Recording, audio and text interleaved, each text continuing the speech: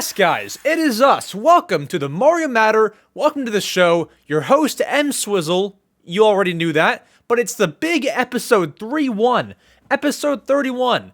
Possibly the most awkward episode out there, as 31. Guys, do you ever talk to somebody and they say, hey, my favorite number is 30? No one says that. 31? What kind of number is that? Like, when you count to 100, do you even remember saying 31? You probably don't. I don't think you do. At least I wouldn't. 31's weird. But anyways, I did not expect to spend a minute talking about the number 31. Regardless, you're back here for one reason. Well, maybe a few. Maybe you want to see me catch up with the content. But you're probably here because we have Nintendo news for you. How exciting is that? Like, this is probably one of the only places on YouTube that you can come to that is typically over an hour long, that gives you only Nintendo news, not like other news, only Nintendo, and actually dives into every little small thing that has to do with Nintendo. Like, I have small news on here, but it's like, it's all Nintendo related, and it's all good stuff to know. Like, if I try to make it so that if I was sitting down, relaxing, listening to a podcast, or maybe I'm at the gym listening, whatever, I try to make sure that I would love, like, the biggest thing is I want to listen to it. I would listen to my own podcast.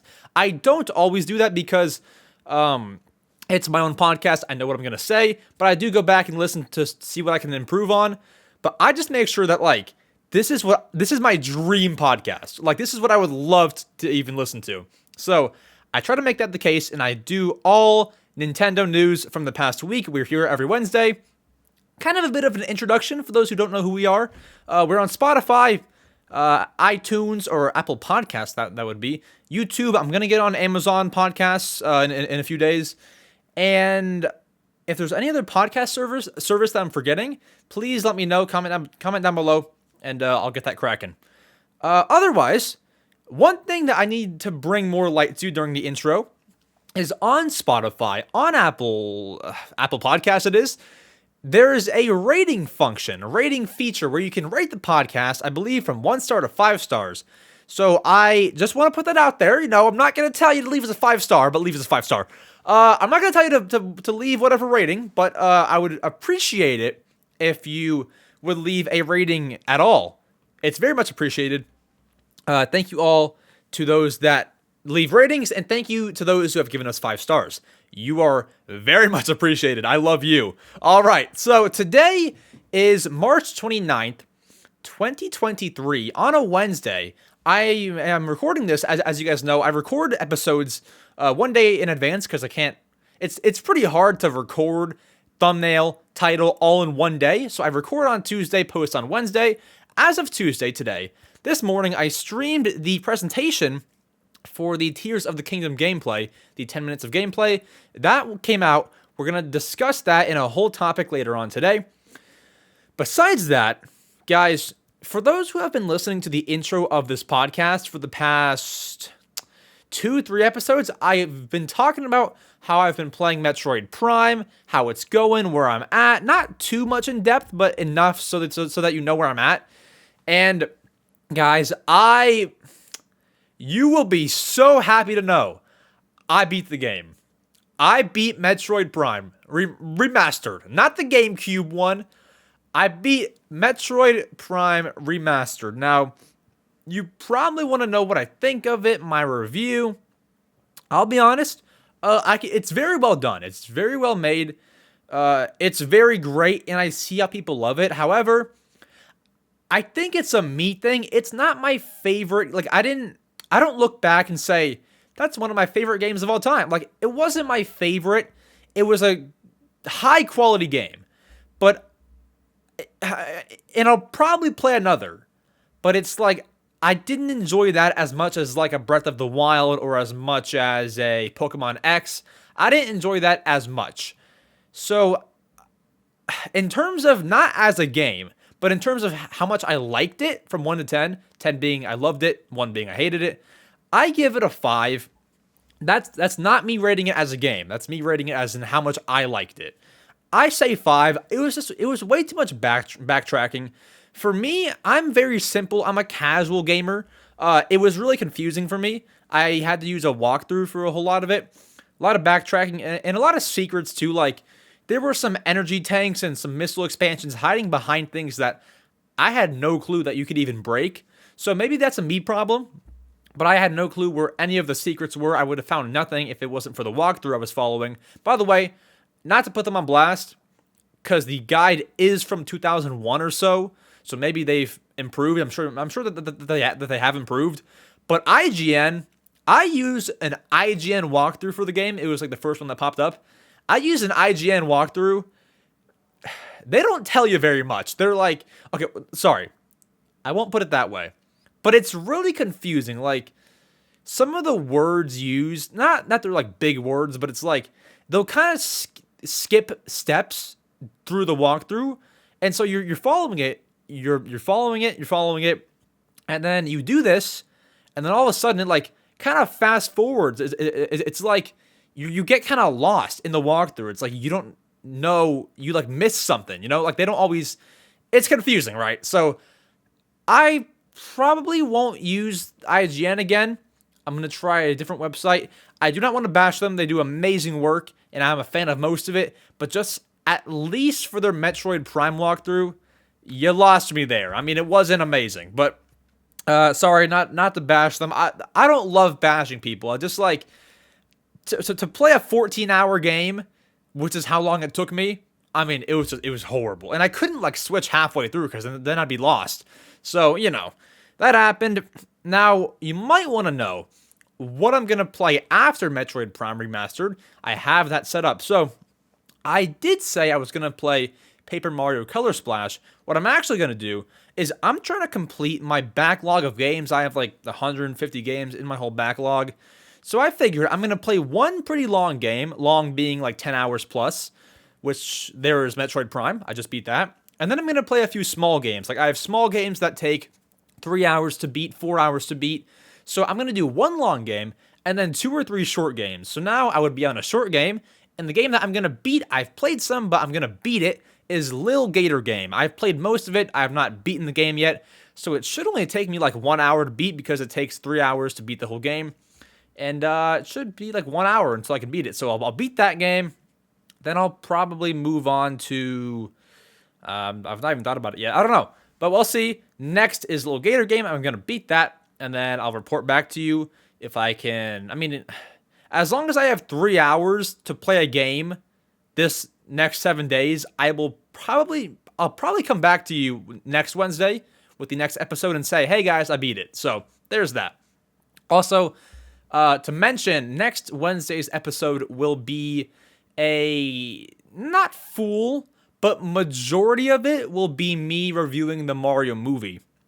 That's what it'll be, because the movie releases on Wednesday. I'm seeing it that morning. I'm going to come back here at around 3 p.m., record, edit it, and then post it that same day. So if all goes well, you should see my Mario movie podcast review at around 6-ish or so, maybe even earlier. I don't know, could be earlier. But there will be a spoiler-free part and then a full-on spoiler part.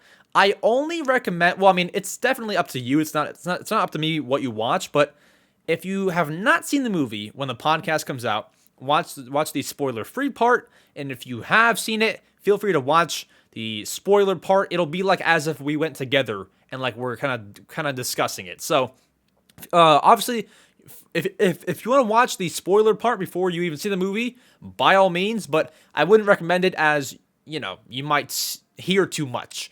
But it's kind of hard. Like, how do I even do a spoiler-free part without like what do I say? It was great. Like, can I say? What I'll probably do is I'll say either whether it met my expectations. This was unexpected. Like, I won't reveal the whole plot, but I'll be like, Mario's voice was better than I thought. Things like that. because that's not a spoiler. Like someone's voice, like, it's not a spoiler. So I'll be like, I didn't expect, Peach to sound like, whatever. I won't spoil any of the story. I won't spoil if there's a character that wasn't even shown off yet. I won't spoil any of that. I'll save that all for the full-on spoiler section of the podcast. So that'll be next Wednesday. I will mark it in the chapters, like on YouTube videos. There are chapters, like in this podcast. If you scroll through the timeline on a supported device, you can see that you can see that there's like little brackets or like little lines that kind of separate segments. Those are called chapters. I'll make a spoiler-free chapter and a spoiler chapter, so then you can navigate and find which one you want. Other than that, guys, I was thinking, like, last thing before we get to the headlines, I was thinking recently, like, I used to be a full-on... Okay, so when I was an Animal Crossing YouTuber, my biggest thing was, like, I had to report news as soon as possible. I had to be first to everything. First to review this new DLC, first to review the update. And with Tears of the Kingdom coming out, so I'm gonna say this now. May 12th is when it comes out. May 13th, I'm leaving for a 2-week summer vacation, so no Mario Matter during then. The reason why I bring that up is because I'm so glad, like, the old me would have been stressing out, like, gosh, 2 weeks, I'm gonna have to record on vacation.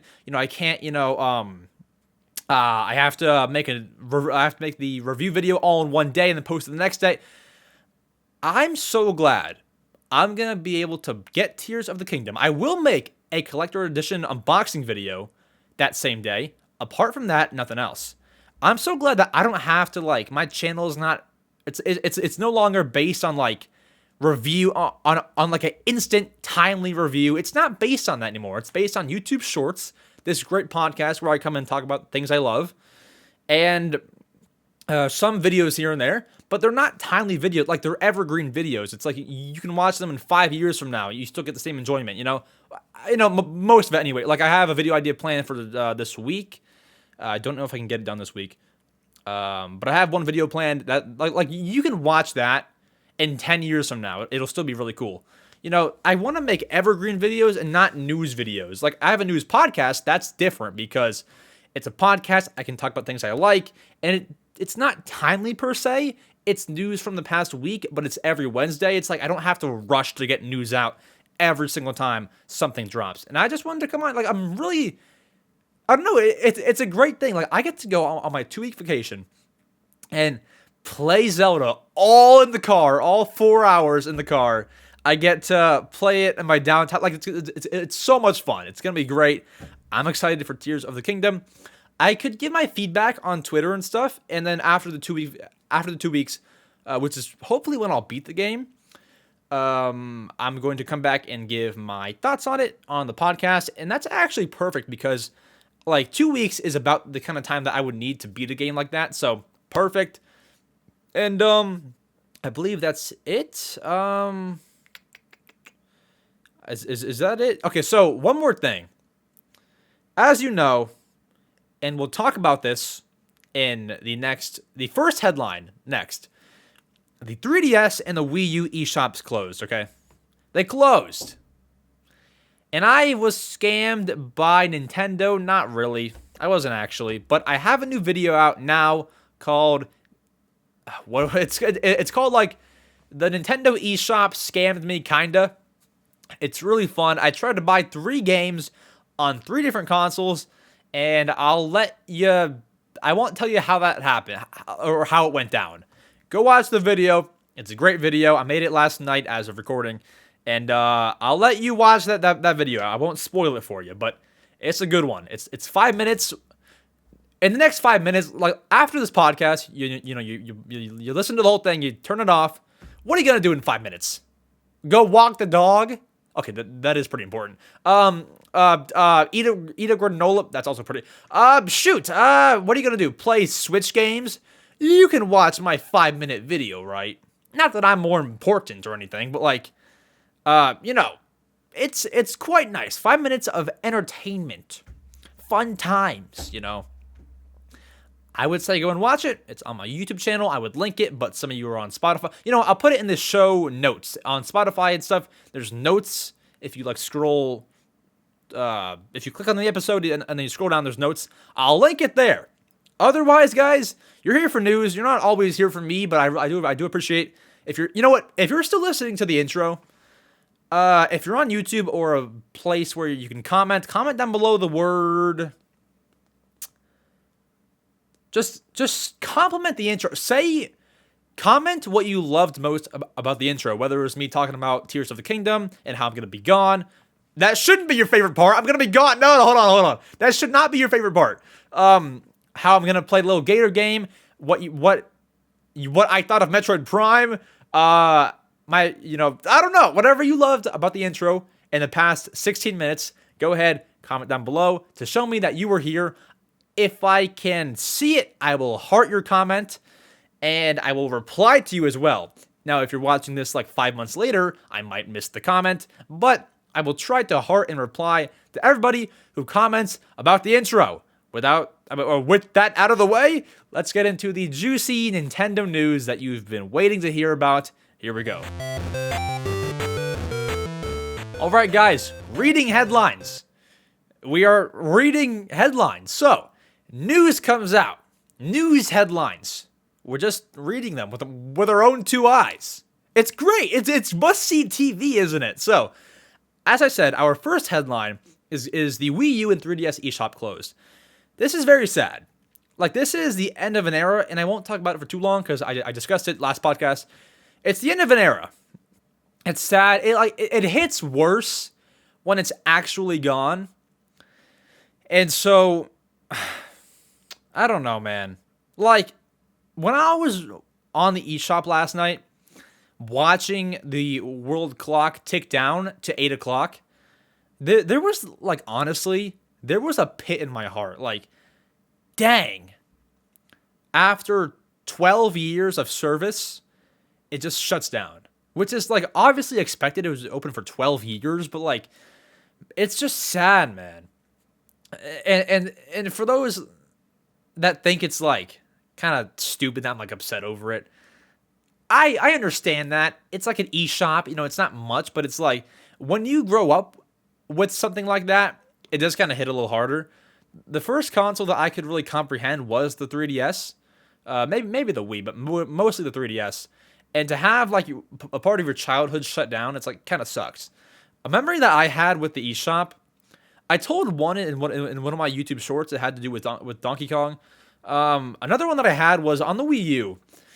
It must have been about 2015 or so. Maybe even 16, I don't know. My mom wanted to play Donkey Kong on the NES. We don't have an NES. But they have it on the Wii U eShop. A lot of times, my mom says, hi, Mom, if you're listening. She says, like, let's do this and let's do that.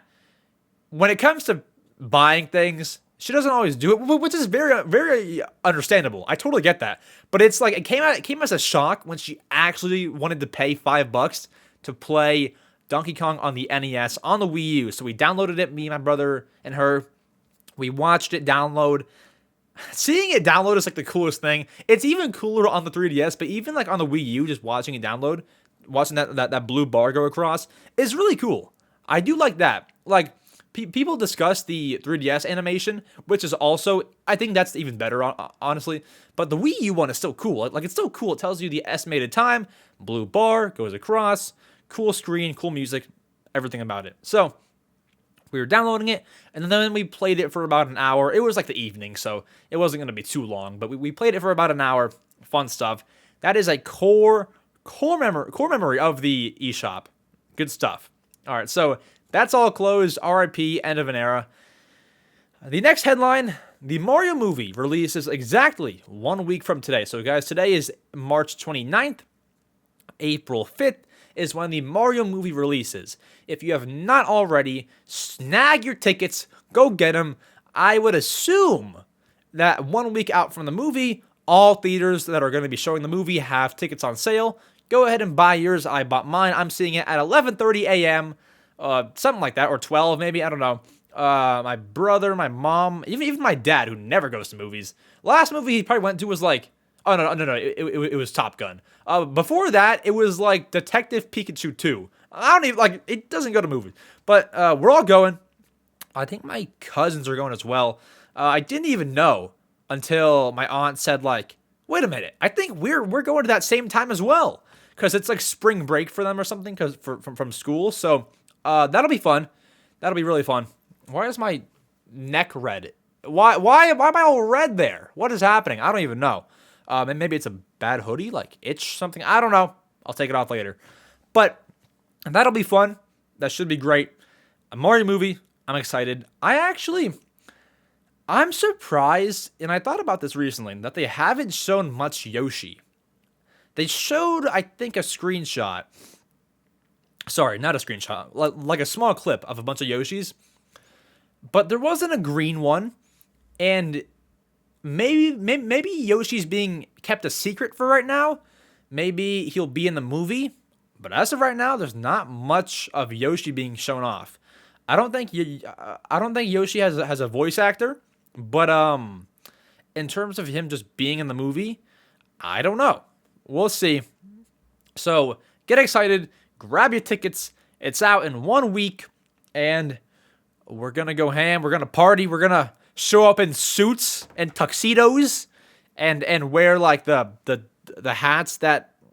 What are the fancy hats called? I don't even know. But you all know what I'm talking about. All right. We're going to do that. Now, next, insert podcast break here to tell you about our sponsor, guys. Today's sponsor is ExtremeRate. Have you ever just looked at your Switch and said, it's not good enough? Nintendo did not optimize it. They did not give you the option to have a cool backplate or a custom controller like other companies do. That's where ExtremeRate comes in. ExtremeRate offers so many parts to customize your Switch with. That includes custom buttons, custom console shells, custom Joy-Con shells, custom dock shells. You even have dust covers, thumb grips, literally everything. Also, everything that you buy that needs to be unscrewed comes with the necessary screwdrivers to do so. Oh, but you thought it was only for the Switch? Come on. They also sell PS4, PS5, and Xbox accessories and parts as well. What you're waiting for? I'm not so sure. Head over to ExtremeRate.com, pick out whatever you want, whatever that might be, and use code EmSwizzle at checkout. That'll get you 10% off on any of their items. Once again, that is EmSwizzle for 10% off. Now back to the amazing Nintendo News podcast. Guys, I've talked about this for... So whenever this would happen, I have discussed it for an entire topic. But it's happening so much that I'm just like, I'm tired of covering it as one full topic. Guys, the Nintendo Switch got another firmware update. You all know how this goes. It updated to 16.0.1. It released on March 22nd, 2023. Can you guess what changed? Come on, no, guess. I'll even have a sip of water while you guess. Take your time and seriously guess what it might have been. All right. Have you guessed? Literally nothing. So, on the patch notes, it says, general system stability improvements to enhance the user's experience. I dove into this. There's a Twitter user. I'm so sorry. I'll put it on the screen. I believe that it's just changes to the bad word section, to like words that you cannot use, obviously. I believe that is the only difference to this. Here it is. Oatmeal Dome, credit to you. Version 16.0.1 is out. The official patch notes state stability as the sole change. Internally, the bad words list were rearranged to reduce... I'm still young, I can't pronounce that word. You know what? Let's have Google Translate do it, you know? Why not? Erroneous? Erroneous, yeah! Erroneous. I thought that was how you say it, but I've never even seen that word before in my life. Erroneous blocking and various words were added/removed in some languages. Essentially...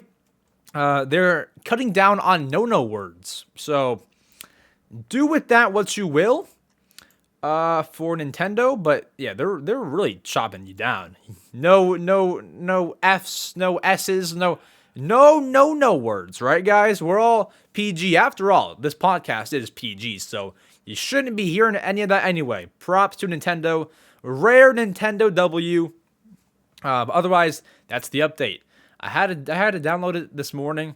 It would be nice to have to start up a game and not have it say like a system update is available. Like, just do it automatically. Do it later, because nothing really changed. I don't know.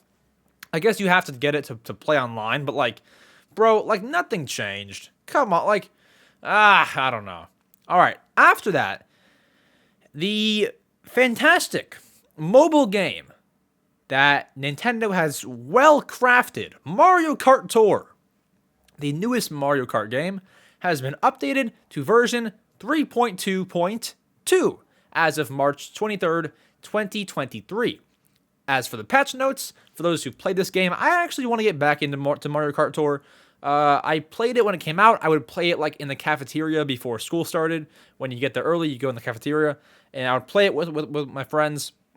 I haven't really played it much since then, just because it's low quality, and as it should be. It's free in a mobile game. It's just never been my cup of tea, really, apart from when it was brand new. So with the patch notes, 3.2.2, they have made preparations to add extreme challenges. I could not tell you more about that because I do not play the game. I don't know what that is, but for my Mario Kart Tour fans, made preparations to add if it's as self-explanatory as it is to add extreme challenges, then there you go. But like, I don't know what that consists of. So I don't know much about that, but they're adding extreme challenges, and then they also address known issues. Issue number 1. There are times when changes are not reflected properly when you change your badges in the friend ranking screen. That has been fixed. Number 2, your placement in Big Reverse Race versus 100 sometimes displays on the main screen as your placement for the Big Reserve Race or versus Mega Bowser bonus challenges. Issue number 3 that was fixed, and the last one. When you cause an opponent to crash by ramming them while you are in a frenzy during a 2-player challenge, there are times when the item graphic does not display properly in the hit box in the top right of the screen. That has been fixed, and those are the 3 issues that have been fixed, and that is all of the patch notes for the Mario Kart Tour 3.2.2 update. Have fun, download that, although, see, unlike the Switch, actually, I shouldn't say that, because it does update automatically, in most cases. The iPhone will update your game for you, unless you choose not to. And it's just so nice. Like, do you remember opening up a Switch game, or trying to anyway, and it says, a system update is available? Like, that's so annoying. But iPhone, most of the time, they're on it. So, anyways, your game should be updated, and have fun, and keep on racing. Next, guys, do you remember when we would discuss E3? And the big 3 were out of E3 to the point where it would just be E. So Nintendo, Sony, and Microsoft, those 3 are not attending E3 this year. We knew that. We knew that. It was news a few months ago, and that was big news. So, an update to the whole situation. We have now gotten confirmation that Sega and Ubisoft, or Ubisoft, I don't know which one it is. I say Ubisoft, are officially pulling out of E3, meaning that Nintendo, Sega, Sony, Microsoft, and Ubisoft are not attending E3. Who's gonna attend? Who is going to attend? Who else? Who do you have left? Not many. So therefore, E3, I've been seeing headlines, seeing tweets from insiders and stuff. E3 is most likely going to get canceled. At this point, I mean, it was probably being canceled after Nintendo, Microsoft, and Sony, but like, now it's like really about to get pulled. So E3, in all likelihood, will be canceled this year. And will we see them again? Hopefully they schedule another event, and then if all 5 pull out again, then maybe never do it again. But, I'd say skip this year, try again next year. As I just said, if they all pull out again, don't do it. But that's happening. E3 is going up in flames, one might say. There's that. Next, a game that we discussed last week that was leaked. Lego 2K Drive. We discussed that because, once again, it leaked. And they announced it. Lego announced it with 2K, obviously. And it's a Lego racing game. Now, what I found that was really interesting. So the game's going to come out. Let me actually pull this up. I should have pulled it up, but I didn't think I would go into depth. What's interesting is this game is coming out for the PS5, the Xbox, all that. There are 2 editions, right? So the more expensive one is going to cost $100. It's called Lego 2K Drive Awesome Edition. It's literally called the Awesome Edition. Nice.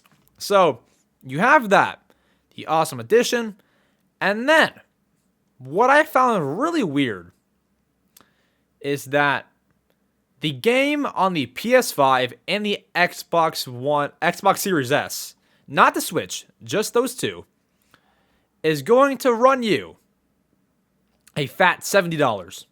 $70 for Lego 2K Drive. Are you kidding? $70. Lego 2K Drive. I don't know if that's worth such money. I don't know. But the good news is, if you're on a PlayStation 4, Xbox One, or the Switch, I shouldn't even say it only costs $60. For Lego 2K Drive, that's still a fat amount of money. Like, for what you're buying, a Lego game, which I don't imagine is the highest of quality. My dogs are going at it. Which I don't imagine is the highest quality game of all time. That's kind of insane that it even costs $60, let alone 70, let alone 100 if you buy it on certain consoles. I'll never understand it. Or sorry, 100 if you buy the Awesome Edition. I'll never understand it. But yeah, it looks like it'll be a good game. It comes out on May. It's hard to say because on a few it says May 19th. On a few other copies of the game it says May 16th. It seems that the Awesome Edition comes out May 16th and then the Standard comes out May 19th. So you have that. I'll probably buy it later on, maybe if it goes on sale after they realize $60 is not a good price for the game. So after they realize that, it'll probably get cut in price to at least $40. Or sorry, at like the most money, $40. And yeah, we'll see where it goes from there. But I don't see that lasting very long at $60. So my advice to you would be to hold off until it gets a price cut, which it probably will, especially in like, if you were to wait like 4 years, it'll get cut by like half, for sure, half. Unless it's like a gigantic game, which I don't anticipate. But we'll see. We'll see. Next, a small headline. Sonic Frontiers has sold 3 million units. 3 million. I can't say I didn't see that coming. I didn't think it would sell like 10 million, but after, what's it, November, so 4 months? Actually, almost 5. Almost 5 months, 3 million copies is pretty good. I think it'll sell 5 million in its lifetime. But 3 is really good. I am proud of Sega. I'm sure that they couldn't sleep tonight without knowing that I was proud of them. No, I mean, it doesn't matter, but good stuff on Sonic Frontiers. I have yet to even beat the game, so hopefully my next backlog game, I decide Sonic Frontiers. Ugh, I gotta clear my throat. Sometimes you talk for too long, your throat wants to cough. You cough and you get back to doing as you were. All right, so you have that. Now, as for the recent news and the biggest news in our last headline, so I will have a whole segment discussing this whole thing later on in the podcast, but to put it out there, the new Nintendo Switch OLED announced today is the Tears of the Kingdom Special Edition. It was also announced alongside the Pro Controller and the carrying case. I'll go over my thoughts on all that in the topic later on. But as for pre-orders on the OLED, they're starting today, as of Tuesday, the exact day that the presentation came out. You're watching this on Wednesday or later. So, Best Buy has put them up, and thank you to, I know he said I don't have to give him credit, but I'm giving him credit, Jeremy Rivera, who is a channel member, I appreciate it so much, DM'd me on Twitter and said that he works at GameStop, and their pre-orders are going live at 1 p.m., 1 p.m. Pacific time, 4 p.m. Eastern, 3 p.m. Central. Wario64 also tweeted that out. So, GameStop pre-orders, when you're watching this, have more than likely already been out. They're not out as of right this second when I'm recording, but as you're watching, they've most likely already been out. What I'm going to do is, I can't, keep on linking you a pre-order. I can't update the pinned comment every single hour with the pre-order link. What I can do is, I can advise you some accounts to follow on Twitter to get instant notifications when something is available for pre-order, whether it be the Switch OLED, a Link amiibo that just came back in stock, whatever it may be. So, if you want to know when the pre-orders are available for really any rare Nintendo item, go ahead and go on Twitter, get Twitter if you don't have it, and you're above, and your age requirement meets the TOS. Get Twitter and follow these two accounts. There are a few more, but these are the two that I personally follow. Wario64 and Nintendogs. No shade to other people doing the same thing as them. Those are the two that I follow and the two that I know. So those are the two that I recommend. Nintendogs and Wario64. Those guys tweet the second, or at least close enough, when Switch OLED pre-orders go on sale, when Amiibo pre-orders go on, whatever. Those guys are the best to follow for that kind of stuff. Once again, if you also do that on Twitter, and I didn't say your name, I'm not trying to throw shade, right? I'm not trying to throw shade. Just make yourself known to me. Follow me, and I'll follow back, to Shing, and maybe I can promote you next time on the podcast. So let me know. But yeah, so I suggest following them. Pre-orders for Best Buy have gone live as of today. They may already be out of stock. GameStop pre-orders are going live today in all likelihood. Those could also be out of stock. So just follow those two accounts, and they will tweet out when the pre-orders go on sale for other stores, such as maybe even Walmart, maybe Target. But GameStop and Best Buy are already on sale.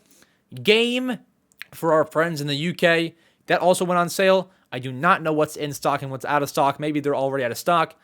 Jeremy did say that GameStop does have limited supply, and so those could be gone already. However, the same way that you order the OLED through the Twitter account link is the same way that they'll promote the Pro Controller and the carrying case. Every new Nintendo item that you might ever want is going to be promoted and tweeted out by those two accounts. So, follow them. They're great. And shout out to them. So, that is actually all of our headlines for today. For the news segment, we still have news. Rather, we're going to analyze news. This next segment, though, it has to do with something that I brought up. Might have been 10 episodes ago or something.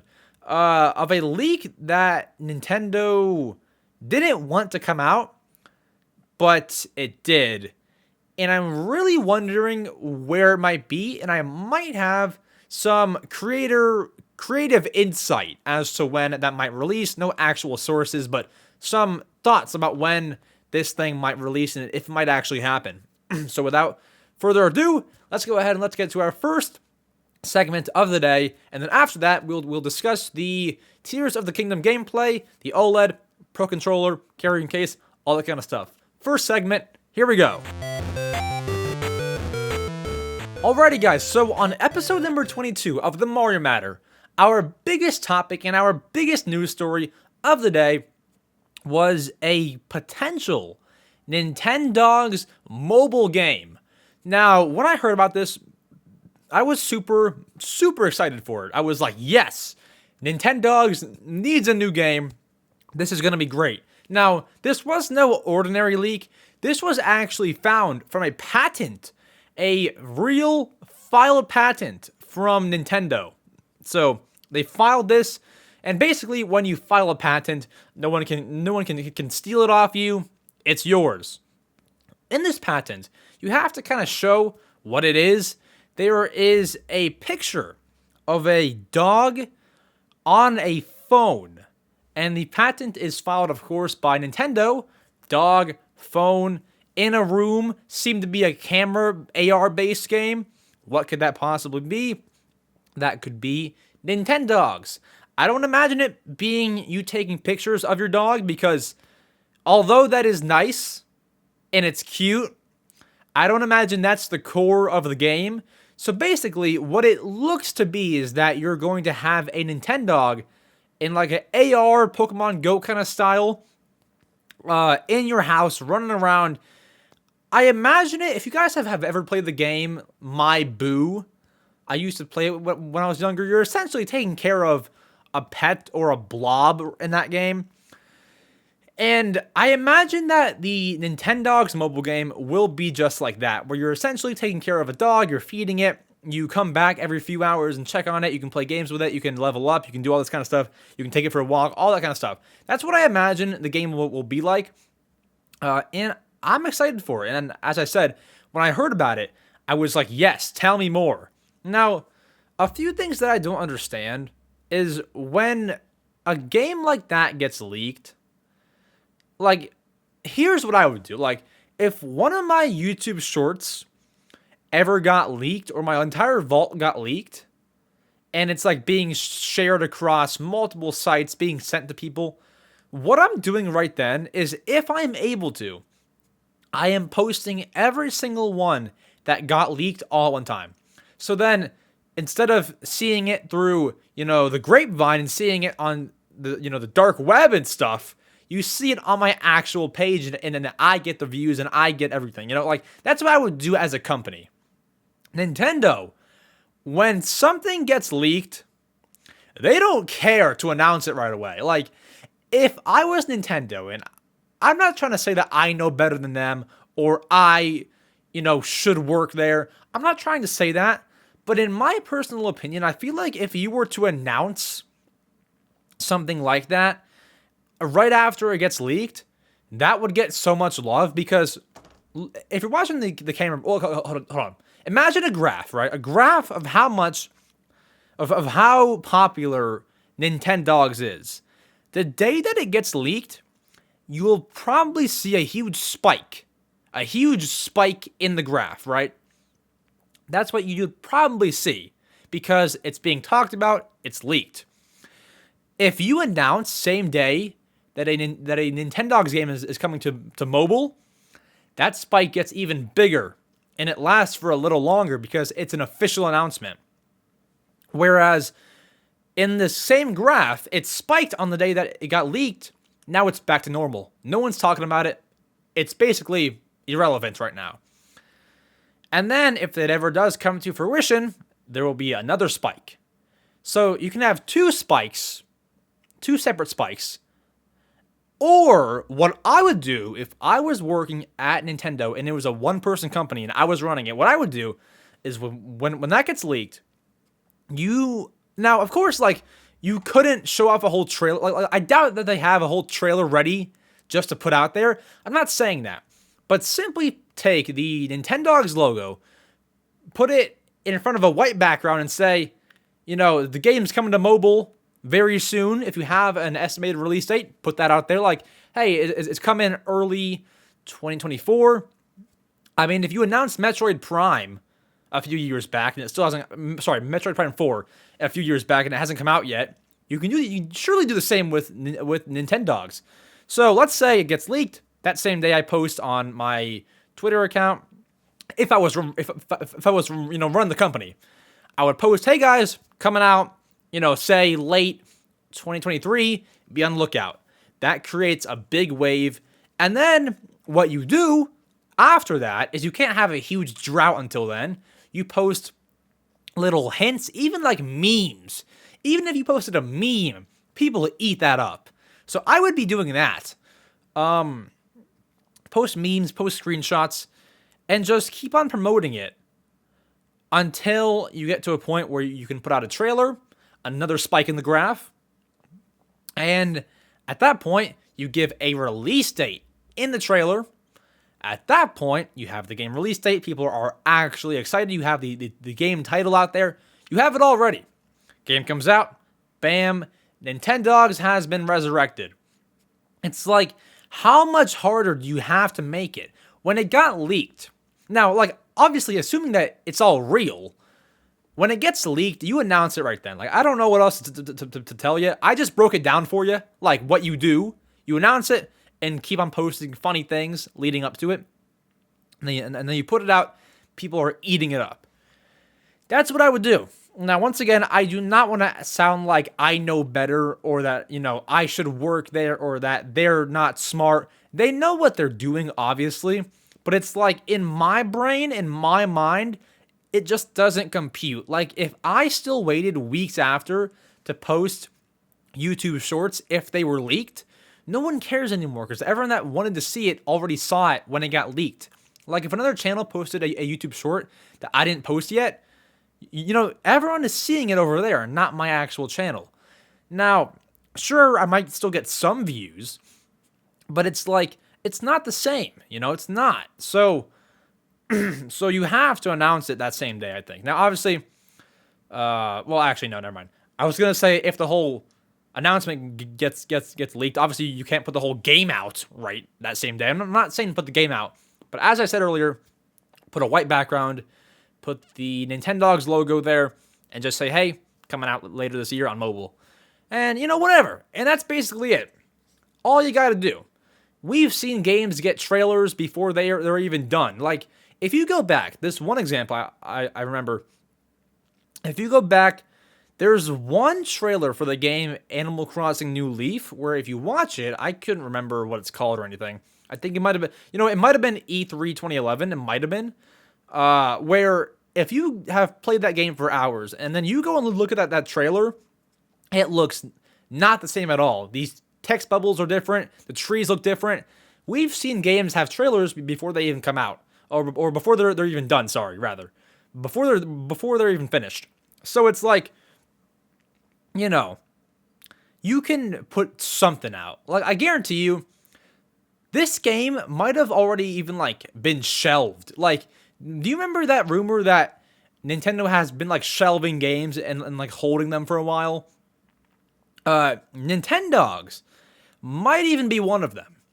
The game might even be done. Who knows? But we'll see. Now, as for when it'll release, as for my creative insight, what I think will happen is, if you look at Animal Crossing Pocket Camp, if you look at Mario Kart Tour, if you look at Super Mario Run, these kinds of games, actually, I'm not sure on Mario Kart. When did Mario Kart Tour release? Mario Kart Tour, I believe it was like late 2019? Yes, it was. All of these mobile games, excluding Miitomo, all of these mobile games release later in the year. Not earlier, but later. And this is going to sound so stupid to you. Like, this might sound beyond stupid, right? Guys. International Dog Day is August 26th, 2023. Which is a very reasonable time frame, considering this leaked a few months ago.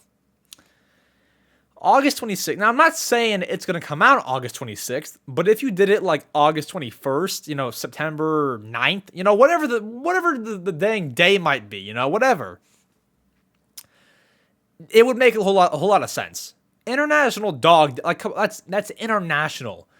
And if you release it a few weeks before, you can have a special in-game International Dog Day event, which gets more downloads, which gets more excitement, which gets more hype, which gets more conversations going.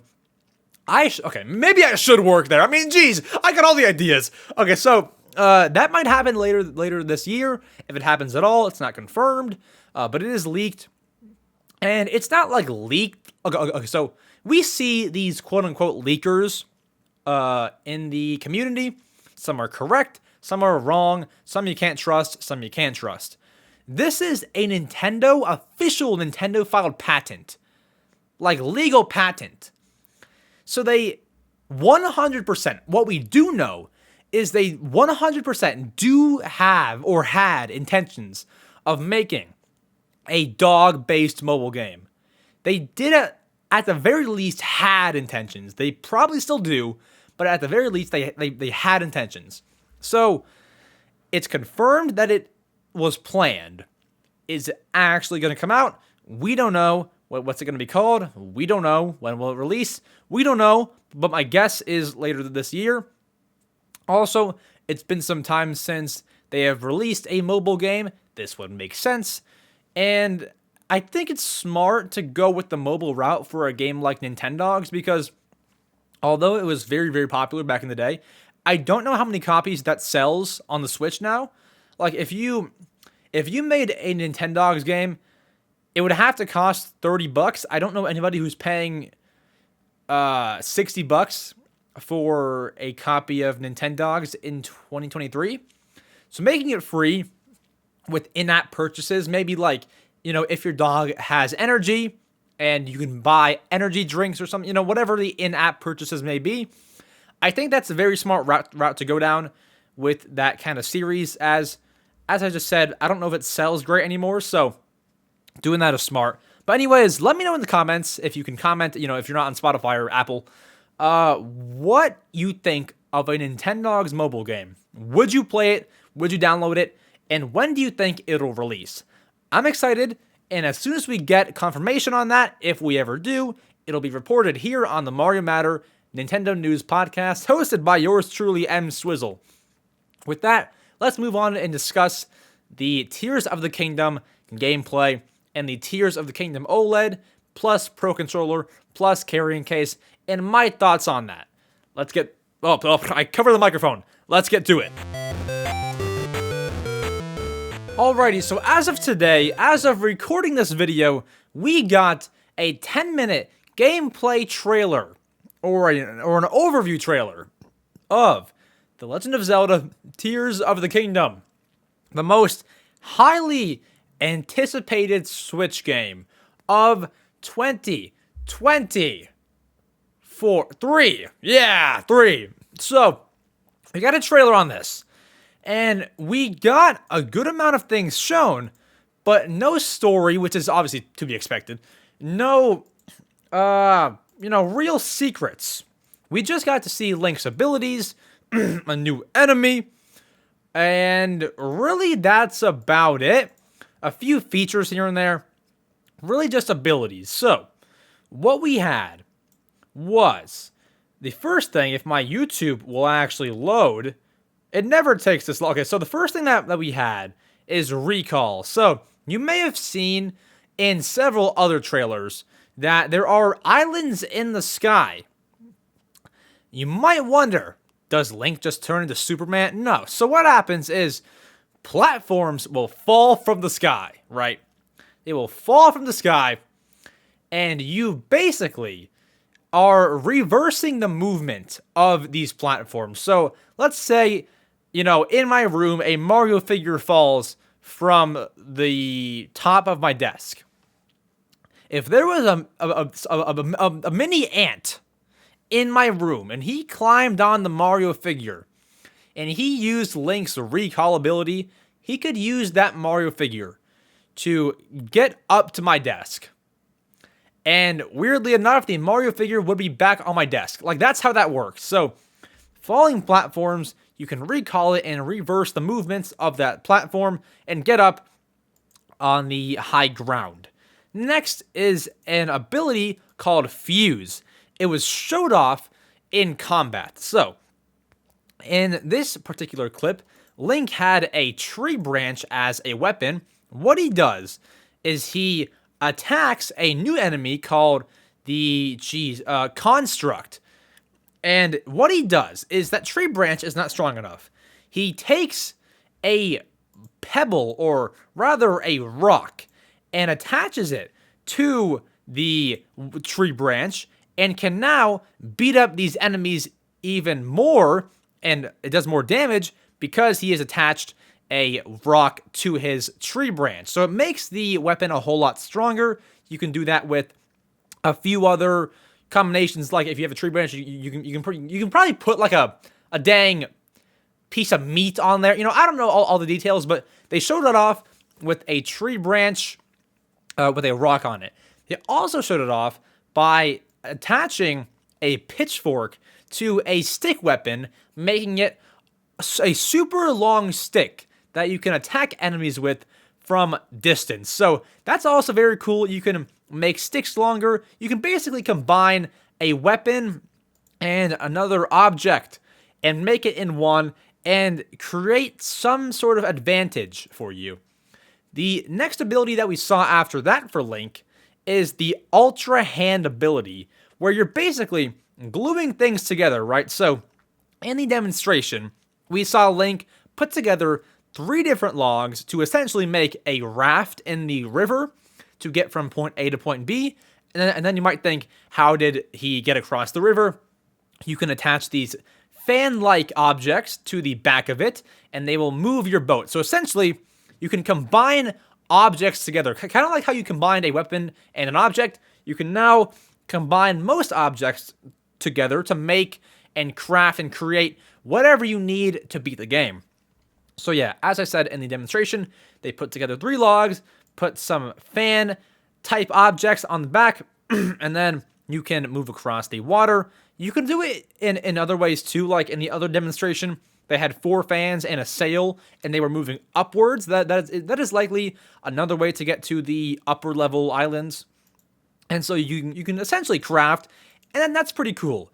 The only worry that I have there is that it might be a little too complicated, but I don't know. Maybe it'll be really easy, and maybe they'll even teach you how to do it, which I'm sure that they'll teach you, but like, I hope it's not too complicated. You know, I hope it's all well. And then I believe the last ability that was shown off is the Ascend ability. I'm hoping I didn't miss any, did I? Ultra Hand, Fuse, and what was the first one? And Recall. Yes. So I didn't miss any. The other one is called Ascend. So Eiji Aonuma, the man who was leading the demonstration, has said that if there is any room that you are in that has a ceiling, you can essentially fly upwards and go through the ceiling. So like if I'm in my room right now and there is an attic above me, I can use my Ascend ability to then fly up and go through the roof into the attic. That's basically what you can do in Tears of the Kingdom. And I see that being really useful if you're like in some dark cave and there's a hill above you, which is the exact scenario that they showed off into the trailer. Sorry, I'm coughing a lot. I'm clearing my throat a lot. Sorry. So they showed off that exact scenario in the trailer. Like, I think that'll be super handy, especially if you're in trouble with like enemies and stuff. That'll be cool. And I'm excited to see how these abilities might work in the final boss battle. Like, will you ever need to ascend in certain situations, or can you even during a boss battle? You know, what will happen? I'm excited to see like how you might craft things to have to beat Ganon, or however that might work. I'm really hyped and really excited to see the full features firsthand. I'm excited about that. Now, what not everybody expected and what did happen and what was shown at the end of the trailer was a brand new special edition Nintendo Switch OLED. Now, what I don't understand, and shout out to him, he's a legend, right? Him being Wood or Beat 'em Ups. Guys, YouTuber Beat 'em Ups. You probably know him. If you don't, check him out. He's amazing. YouTuber Beat 'em Ups, as of this second, has an unboxing on his channel, unboxing the Tears of the Kingdom OLED. How he got his hands on that, I have no clue. But he actually has it. And in the same video, it appears that the Switch is a little old. It had a very early system firmware. So if these things have been sitting out for a while, that's kind of a shocker, but I'll leave the link to his video in the description if you want to check it out. He unboxed it. And I say as of right now because I'm hoping Nintendo does not take that down. But it's a really well done video as are most of his. So yeah, go and check it out. Interesting stuff.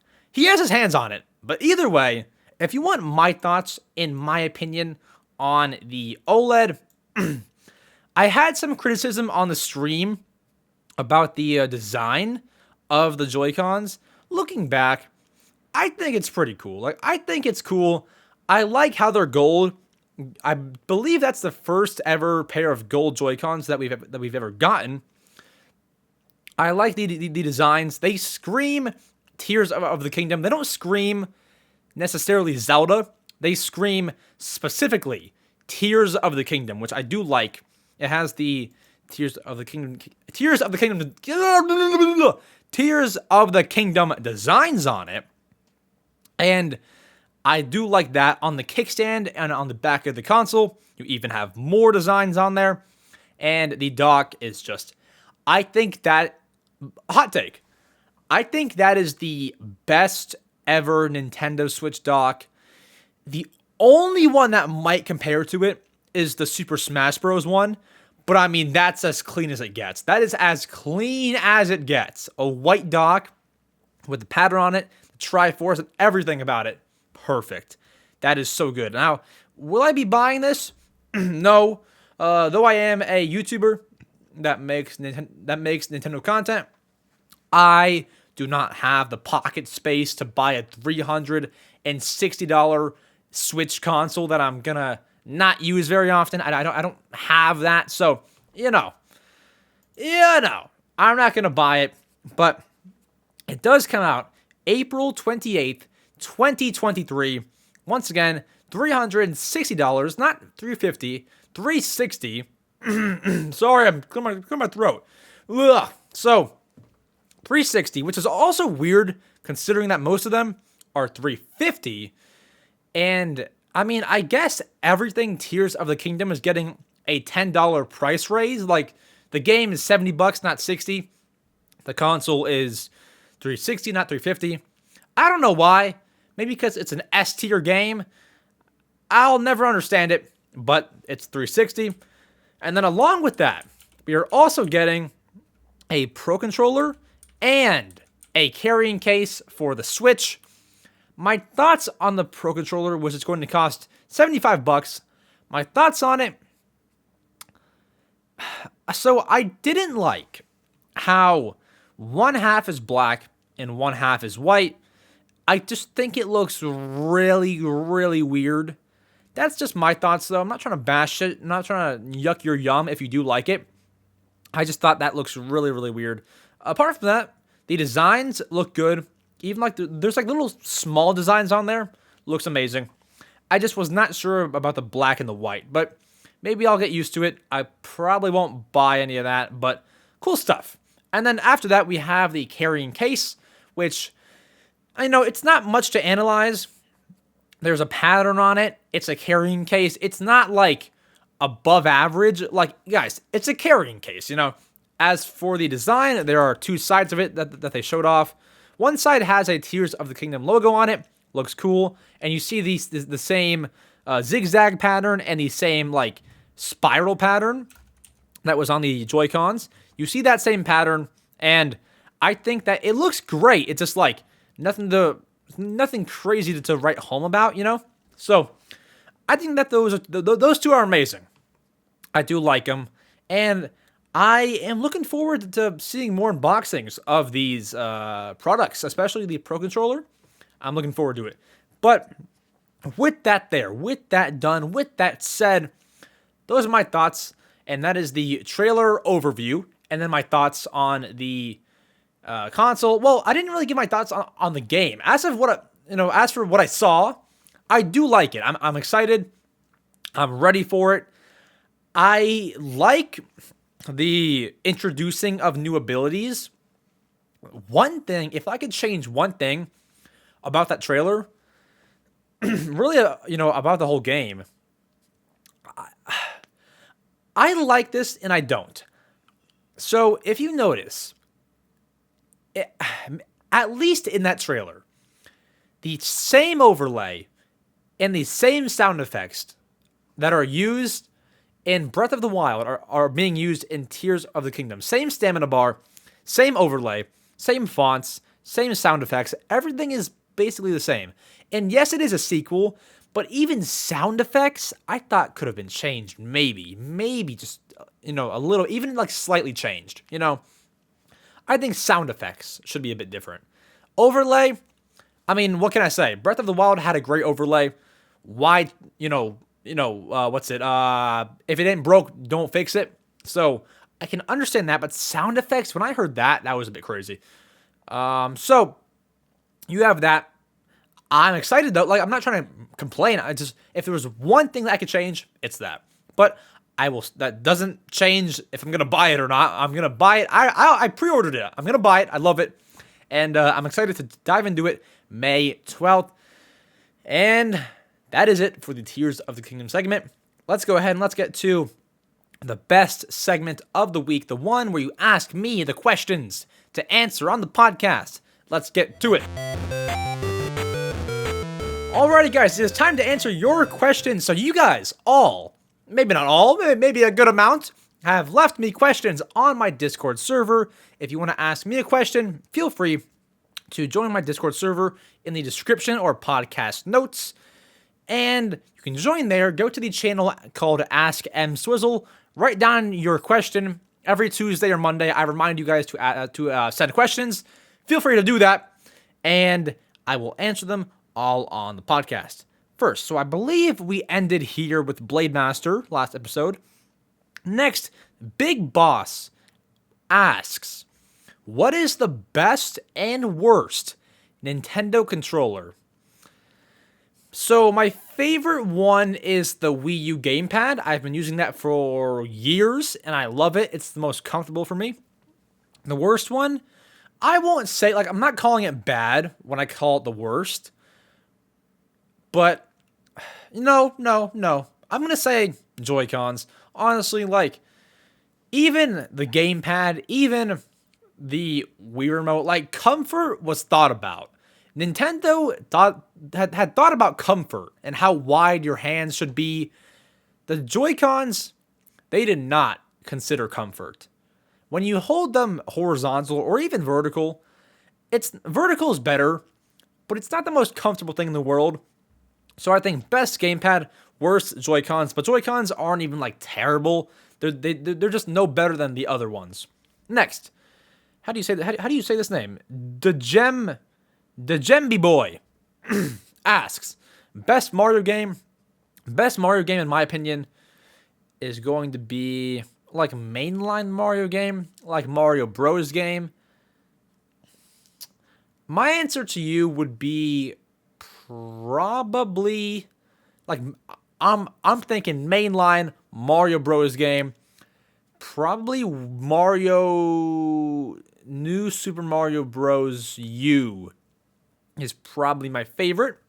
I would say that. I have great nostalgia with that kind of game. So, fun stuff. Next, Flame Asteroid Queen 4570 asks, choose which pill, red or blue. The blue one will give you every Pokemon, including Mew, but not Arceus. The red one will give you every powerful and rare and ultra rare Pokemon, including Arceus. So if I pick the blue one, I just get Mew. Compared to the red one, I get everything apart from Mew. I choose the red one. I choose the red pill. And then they also ask if you could choose a Pokemon who has 3 types, 4 types, or any types, what types would you choose? So my favorite 3 or 4 types, I'd go Fire, Psychic. Can you be Fire and Water? Okay, hold on. Fire, Psychic, Steel, and maybe Lightning. Those are my 4. Or is it Electric, right? It's called Electric, not Lightning. Sorry. I'm rusty, okay? I haven't played in a while, and by a while I mean 3 weeks. Anyways, next, Polito asks, Do you like Dragon Ball? Not that I don't like it, but I don't watch like the Dragon Ball. That's an anime, right? I don't watch it, and I've not played. There's like Dragon Ball games too, right? I've not done anything Dragon Ball. My brother likes it, I believe, and I've never watched or played or whatever. I have no Dragon Ball experience, so I can't say it. But I've never tried it. I've never tried watching or playing. Next, Flame Asteroid Queen 4570 also asks, what is your favorite Pokemon, and what is the best Pokemon to own in every Pokemon game? So every Pokemon game, I can't answer that because that's too many and I haven't played every single one of them. But I will answer, my favorite Pokemon is Stantler, the deer rather. And I can't answer best Pokemon to own in every game. That's too many, and I don't know all of them. But hopefully that's enough. And then they also ask, what is your favorite Animal Crossing game? That would be Animal Crossing New Leaf for 3DS. Much nostalgia, much fun. Next, Jenna asks, what is one game you wish you had, but it's too rare to find? I think we answered that last episode, right? It was Chibi Robo GameCube. That one, Chibi Robo for the GameCube. It's so expensive, it's so rare. Man, I want that game. Next, CS asks, for an end credit scene at the Mario movie, do you think it would be cooler to see a tease for the next Nintendo movie, or would it be cooler to see a tease for the next 3D Mario game? So, if it was going to be a tease for the next Nintendo movie, it better be a tease for a Zelda movie. Not a Mario movie 2, but a Zelda movie. Or a tease for the next 3D Mario. Yeah, I'd say a tease for the next 3D Mario game, because that's what we're waiting. Like, after the Mario movie, if you took a survey, 100 people, Family Feud style, I guarantee you all 100 are more looking forward to the next Mario game rather than the next movie. I mean, maybe there'll be like 5 people who say, that they're looking forward to the next movie more than the next game, but the vast majority are definitely looking forward to the next 3D Mario game. I would say so. Next, Turtle asks, what are your thoughts about Lego 2K Drive, and will you download it on Switch or PC? So, my thoughts about it, I've not watched too much. I saw a trailer, and it looks really good. It looks good. I don't think it's going to be the highest quality game in the world, but it looks better than I could have ever imagined, honestly. And then, will you download it on Switch or PC? I'll probably get it on Switch. I have PC and everything. Like, I have a PC that can run it. It's right here. But I'm just more of a Switch kind of guy. Like, I will even sacrifice graphics just to play it on the Switch. You can take it everywhere. You can also own it physically. Actually, if you own it physically on the Switch, there's no game card. You have to download it. I might still even do that. I don't know. I might still even buy the actual game box with no game card in it. We'll see. But Switch, and I think it's amazing. Next, The Rock asks, what is your favorite Super Mario game, and which one should I get? Because I'm thinking of getting 3D World. So my favorite Super Mario game, we said Mario Bros. U, which is on the Wii U. And so you're thinking of getting 3D World. That is a very, very smart choice, as you asked. You also said, is that a smart choice? It's a very smart choice. 3D World or New Super Mario Bros. U, any of the new Mario Bros. Games, perfect. I would recommend, if you're thinking of getting 3D World and you're very interested in it, definitely go for it. 3D World, it would probably be my next pick, honestly. I played that on the Wii U. If your first time playing through it is like an experience like no other, I would say get 3D World. If you love it, get the New Super Mario Bros. U Deluxe, or do it in the opposite order, whatever it may be. Definitely get 3D World. I recommend it. 10 out of 10. Next, Eggphone asks, should I buy a modded new 2DS XL? I wouldn't. Here's why. So, I recommend 2DS XL. I recommend it. I have one. But do not buy the modded, because one, you can do that on your own. It's very, very simple, very, very easy, very, very easy, really. There's guides for it. You can do that. You can do that yourself. And normally, what they'll do is put a ton of games on it. I almost cussed.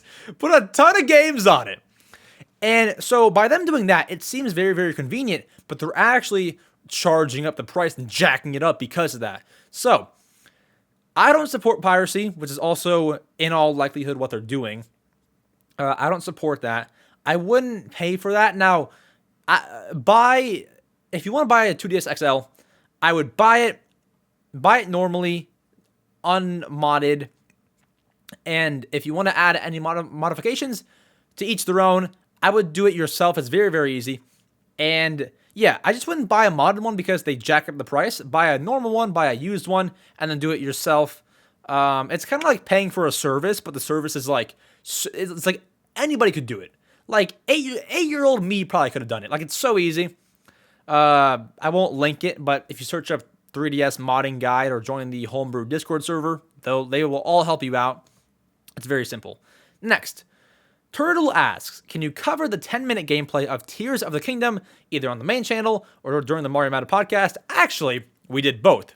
We streamed this morning, and we covered it just a few minutes ago. But that question was asked before. It was asked yesterday, so no, I don't blame you for asking that, because when Turtle asked that question, I had made no plans to stream it or even cover it, so thank you for asking. We did it. We delivered. There we go. Next, CS asks, when the next Nintendo system comes out, what game do you think will be the big game that comes out with it on release? Yeah, so let's start eliminating. It couldn't be Zelda because that game is releasing now. I don't think, unless it's a spin-off, that they'll release the new console with a new Zelda game. It's way too soon. I think that we'll get a 3D Mario game on the Switch still, so I don't think it'll be that. There was a rumor recently about that game being the next Donkey Kong game, and I gotta be honest, I think that's the move. I think that is the move, to have the next console launch with Donkey Kong. One, because that is one of the most recognizable Nintendo characters. I would argue, maybe even more than like Link and Zelda. Just because you have to realize, like, Donkey Kong was a game that was in the arcades. He's in like movies like Wreck-It Ralph. He's mentioned, his name is dropped here and there. So you have all generations knowing who that is, you know? Well, not all, but a lot. I would argue, not that it sells more, not necessarily, but like, if you have a commercial, Switch, and then you say Donkey Kong, like, people know who that is, right? So I'd say Donkey Kong is a power move. Do that for sure. Once again, I don't think it sells more than a brand new Zelda game or a brand new Mario game, but it's a big power move. I would say do it. And also, Donkey Kong games don't sell like stupid well, so bundling it or, you know, putting it out on release date would help it sell more as well. Next, Shapito asks, what was your first console you ever played / owned, and what was your favorite game on the console, including handheld? So the first console that I ever played was the GameCube. My family owned a GameCube back in, it was a little bit late. It was like 2004 or so, 2004. Not like late, but like it wasn't right when it came out. My dad bought it for us for Christmas. I wasn't even alive. My brother and sister, who are older than me, they had it when I was born into the world. I was playing it, and at that point, when I was born, the Wii was out, so or it was just about out. So I was a bit one generation behind. I was playing the GameCube. My first game was, in all likelihood, I actually asked my siblings, and they said it was very, very likely Shrek 2 on the GameCube, because my family would play that. My mom, sister, brother, everybody would play it. Shrek 2 on the GameCube was like our family's game.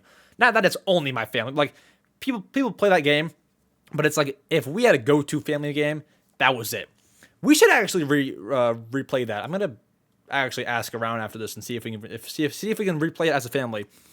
Shrek 2 was the first game. So that's my favorite game on that console. Shrek. Well, my favorite GameCube game is Animal Crossing, but like, that's the one that I think about the most when I think of like early on GameCube days. And then the first one that I like personally owned. Like, I bought my Switch. I didn't buy the Wii U. That was a family thing.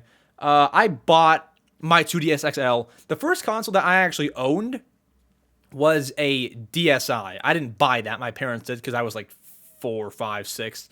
First one that I owned was a DSi. It's actually over there. Still works. Apart from scratches, still works fully. And the first one that I bought, my own money, with GameStop trading credit, was a Nintendo 3DS. It was red, the 3DS XL. It was red. I since sold it to upgrade to the 2DS XL. I kind of regret doing that because it'd be cool to still have like multiple 3DSs, but it didn't make any sense at that time, so I sold it. And I don't really mind though. I mean, I have the 2DS XL, which is much better, so that's that. Next, Ivudi asks, what's your favorite song from Zelda? Man, I think it's probably the one that was used in the 2017 Zelda presentation trailer. I don't know if it has a name, but if you Google or go on YouTube, Nintendo Switch presentation 2017 Breath of the Wild, there will be a trailer, and in that trailer there is a song that plays. It starts off slow, then gets intense. I love that song so much. Next, Abraham asks, what 3DS consoles do you own, and what was your first 3DS? So we actually just answered that somehow, some way. So my first 3DS was a red 3DS XL. I didn't have the original. I went straight for the XL. After that, I had sold it, and what actually ended up happening, so I thought I lost it. That year, that Christmas, I got a black 3DS XL. 2 months after getting that black 3DS XL for Christmas, that February, two months later, that February, I found the red 3DS XL. It was in my backpack from like a trip, in like a very, very weird pocket. So I found it in there, sold the red one because the black one already had all my data on it, then sold that for the 2DS XL, actually. I sold that for the 2DS XL, got it that way, and yeah. So with that, I own the 2DS XL, so that's one. And then recently, like a month ago or two, I bought a green 2DS. I wanted to own a second console in the 3DS family, and I've always wanted to own a 2DS because of how different it is and how comfortable people say it is. So I got that, and I have been enjoying it so far. I might need to actually replace the battery on it because it's very, very poor. But other than that, it's got a few scratches, but when you're actually playing a game, you can't even notice, so I don't mind. And yeah, good overall. It's very, very good. So two consoles I own in the 3DS family. Next, Cactus Lord Gaming asks, what's your favorite 3D Mario? Favorite 3D Mario must be Super Mario 3D World. That one I love the most. And I don't know, it's just so amazing. Nostalgia definitely plays a big part. And the fact that it was just really, really different from like the traditional Mario Bros. Games, perfect.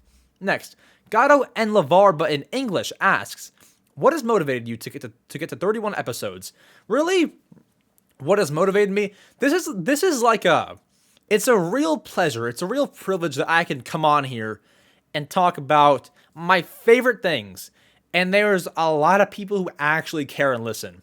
And I'm so appreciative for that. And I'm so thankful that people like actually want to turn on my video and like listen to what I have to say about a company that I've been following since I was basically born. You know, I'm just so thankful that I can do that.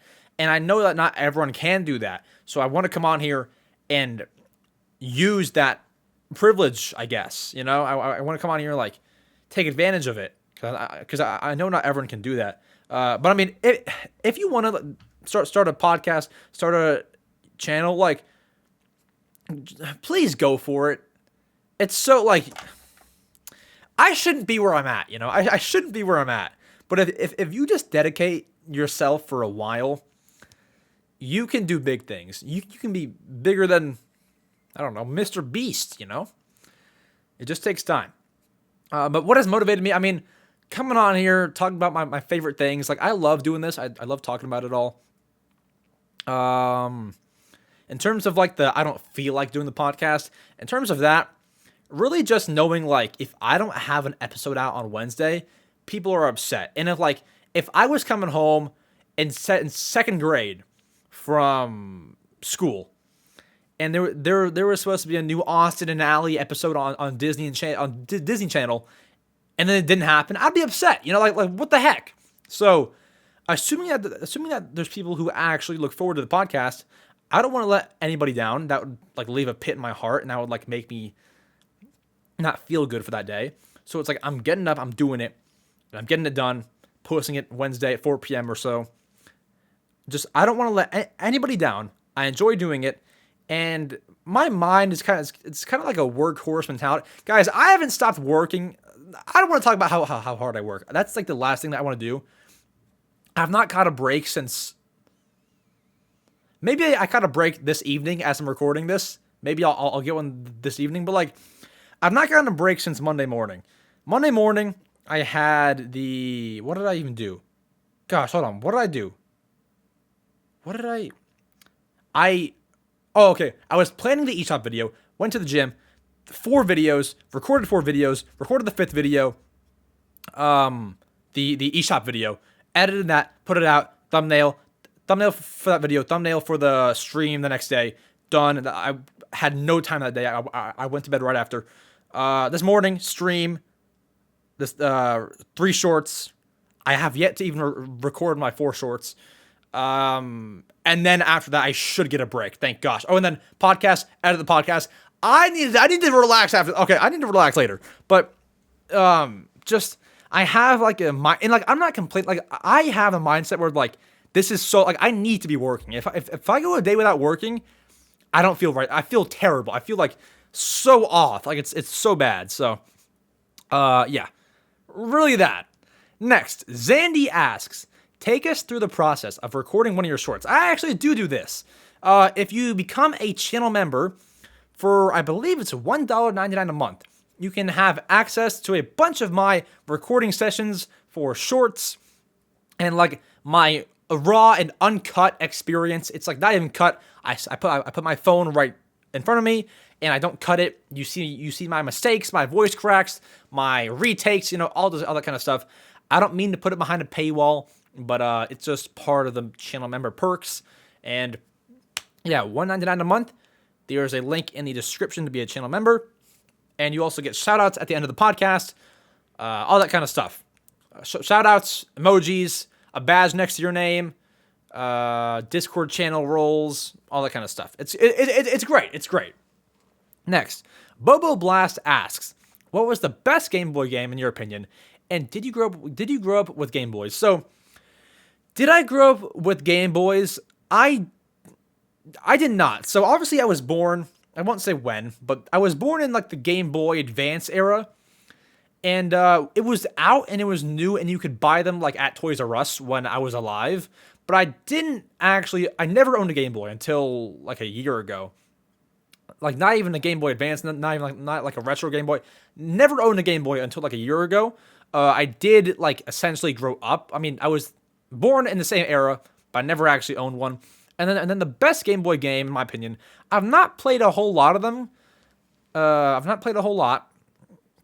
out of the few that I've played, I really like Kirby and the Amazing Mirror. I like that game a lot.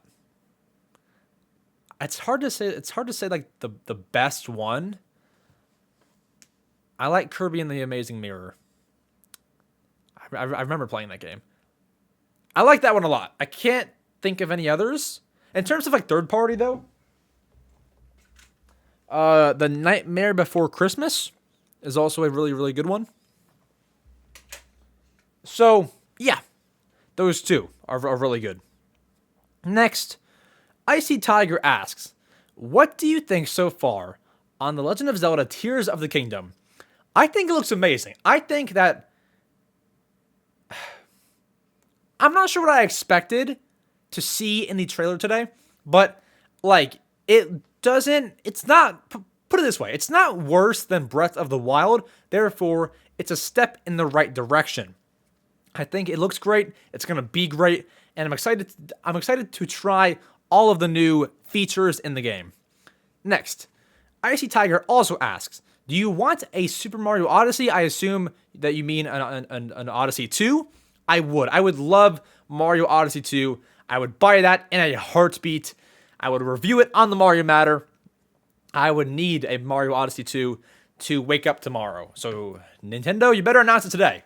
I'm just kidding. Next, that diehard Mario fan asks, what do you want to see in Tomodachi Life if we get a Tomodachi Life sequel or a remake? What do I want to see? So, what I would like is another very, very great soundtrack. Tomodachi Life had such a good soundtrack in literally every single aspect of the game, whether it be you're out looking at the whole map of the island, whether you're shopping, you're in an apartment, whatever it was, goated soundtrack. Apart from that, maybe just more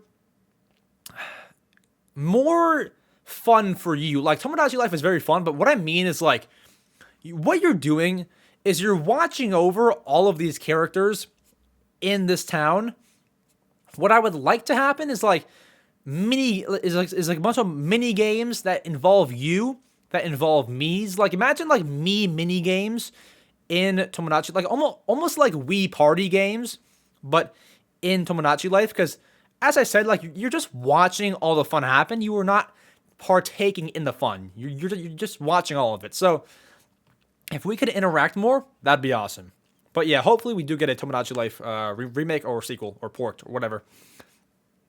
Next, the Soda Boy asks, do you think Nintendo's next console would be next gen or just kind of a sequel to the Switch? So, like, next piece of hardware, or no, next console, sequel to the Switch, so like a Switch 2, or a next gen, like brand new, totally new.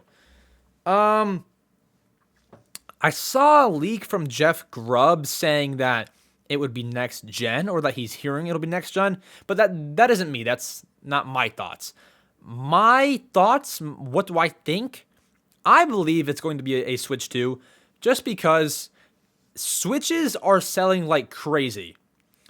100 million units plus. I think it'll be a Switch 2, but the thing is, Nintendo knows. Actually, no. I say it'll be next gen, and here's why. Because I just thought about it. I thought it'd be a Switch 2, but thinking about it, here's what. I know Nintendo has said they don't want to go down the same path as they went down with the Wii U, from the Wii to the Wii U.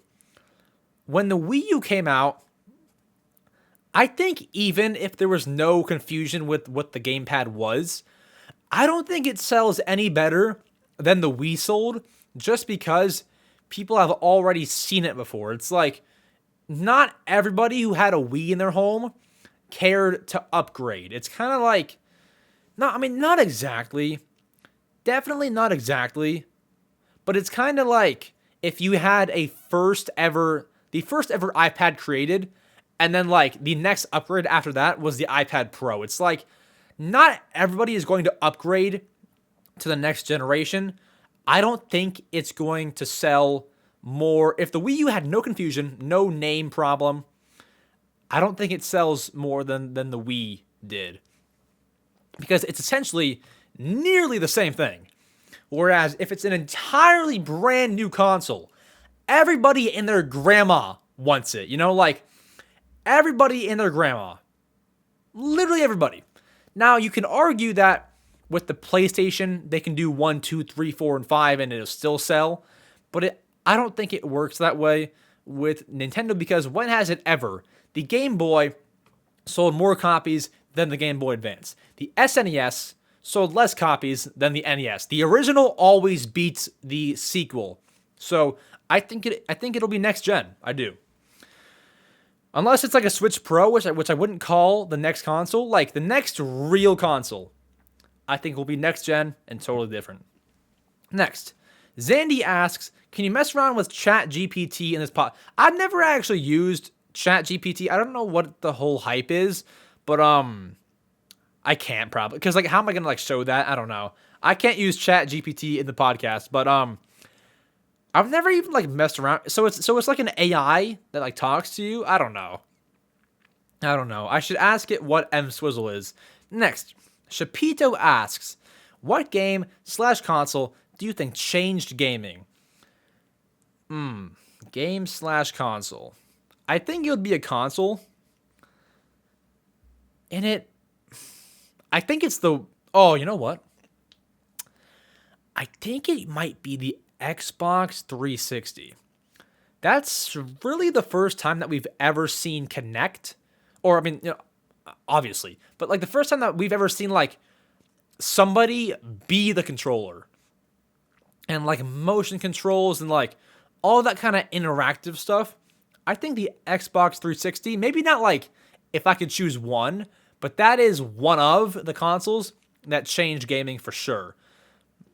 Because, correct me if I'm wrong, maybe I am wrong, and I could very well be wrong, that released before the PS3 and the Wii, and did Sony or Nintendo, like, take inspiration from, like, the motion, from the motion controls, or, like, was everybody on board with making motion controls? Like everyone's next-gen console was going to have motion in it. I don't know, but seeing that Xbox 360 trailer with the kid playing the skateboard game was like insanely revolutionary. I wasn't like alive to see it, but looking back at it was insane. Like seeing that in the early 2000s. Wait, was it early? Yeah. Early 2000s. Insane. I think that changed it for sure. Next, Avery Bonner asks, how do I send my Joy-Cons to Nintendo? How you do that? So what I did was when I had my Joy-Cons that needed repaired, I Googled Nintendo Joy-Con repair.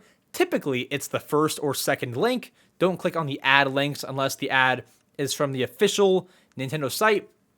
Go to the official site. There should be a repair form to fill out. You choose how many Joy-Cons, what color Joy-Con, all that kind of stuff. They send you a shipping label. You send it off to Nintendo. They have it back to you within a few weeks. Now, if you have a special edition Joy-Con, do not send it to them. Do not. I have come to the conclusion that if my special edition Joy-Cons ever break, I'm displaying them, and they're on display, not for use because they're obviously broken. The reason why is because they will not send you that special edition back in most cases. Now, I mean special edition as in Pokemon Scarlet and Violet Joy-Cons, as in Splatoon Joy-Cons, as in Animal Crossing Joy-Cons. Send in your Splatoon 2 pink and green Joy-Con. Like, for example, if you can see the video version of the podcast, these are fine. Different colors are fine, but not like special edition ones that came with the console. Do not send those, because you will likely not get them back. So, yeah, don't send those. But, yeah, on the site, they have a repair form. They don't advertise it very well because they don't want that to be known because they're losing money. But, there's that. Next, TJ asks, and finally, TJ asks, what game would you like to replay to this day? There's a few. Shrek 2.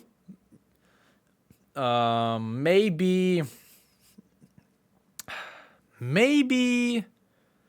What's a good 3DS game? 3DS. No. Man, Skyward Sword. I would play that again. Legend of Zelda: Skyward Sword. And I'll give you one more. Switch games. Maybe. Man, sorry, I can't think of very many because I'm like so focused on. I'm focused on completing my entire backlog. I haven't even like thought about replaying games. I give you those two, and I give you. Can I look at my games very fast? Oh, that's a good one. Captain Toad. Give me that all day. Captain Toad. Give me that. I would replay that in a heartbeat. I would, after my backlog, that is one of the ones that I would like to replay. So that is it for the questions, and that is it for the Mario Matter podcast, episode number 31. Thank you all so much for listening to this episode. If you're still here, I love you so much. Thank you so much for listening to the entire episode itself. Or maybe you skipped ahead. Either way, thank you so much for even clicking on the podcast, listening, watching, viewing, subscribing, or rating the podcast if you're on Apple or Spotify. Everything is very much so appreciated. Hello, after recording note, if you're watching the video version, you can tell it is nighttime. I'm editing this. I don't care for good lighting because it looks more dramatic this way. I forgot to shout out our channel members. What a crime. What a serious crime. I put out channel member perks. People pay for these, and I forget. Are you kidding me? Well, we're doing it now, and we're making it extra special. So, shout out to It's Kate, Carter Crossing, Pal EX, Hippo1273, Abraham Belts, Alonzo, Jeremy Rivera, Heisenberg TSG, Hyperdude, Fleetway Sonic YT, and Kuyakoi for becoming channel members. If you want to become a channel member, you can look at the description. There is quite the tasty link there to sign up for $1.99 a month. You get amazing perks like shoutouts, access to my recording sessions for YouTube Shorts, badges, emojis, all this kind of stuff, unreleased videos, bunch of cool perks. And I hope you enjoyed the podcast. I mean, it was pretty nice. I thought it was good. It was awesome sauce.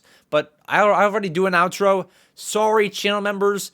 It won't happen again. Shouldn't happen again. I apologize, but you are all loved. And it's 8:08 o'clock.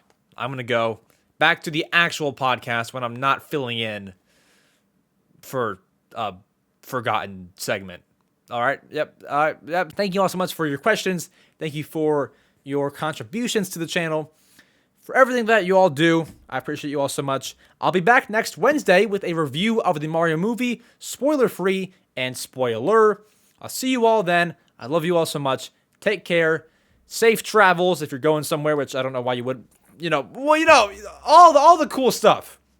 I'll see you all next episode. I love you all, and adios.